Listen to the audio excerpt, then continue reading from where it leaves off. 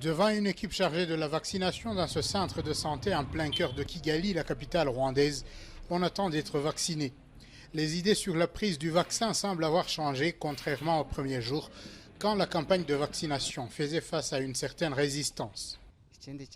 Voyez, plusieurs fois nous avons été confinés, cela paralysait la vie et c'était difficile de pouvoir survivre. Il fallait se faire vacciner.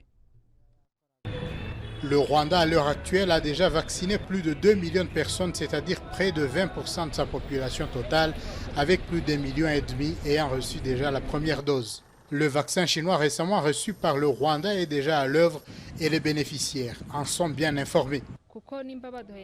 La Chine est en train de faire quelque chose d'assez remarquable. On ne peut que la remercier parce que ça va aider le Rwanda à mieux lutter contre la pandémie. J'ai récemment vu que la Chine nous envoyait plus de 200 000 vaccins. Cela veut dire que la coopération ne se limite plus qu'au commerce, mais aussi à la santé. Depuis la déclaration du premier décès suite à la Covid-19, plus de 1000 personnes ont perdu la vie au Rwanda. La pandémie a, dans ses premiers jours, chamboulé le système sanitaire du pays, car la plupart des médecins n'avaient pas assez de connaissances la concernant. Selon le CHU de Kigali, la Chine est intervenue dans le renforcement des capacités des médecins rwandais. Nous avons été mis en contact direct par notre ministère avec les médecins chinois à l'aide de la vidéoconférence. Depuis les premiers jours de la pandémie, nous partageons nos expériences et les Chinois nous aident beaucoup.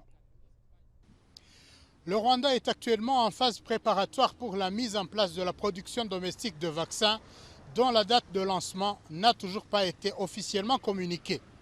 Étienne Gatanazi pour CGTN français, Kigali, Rwanda.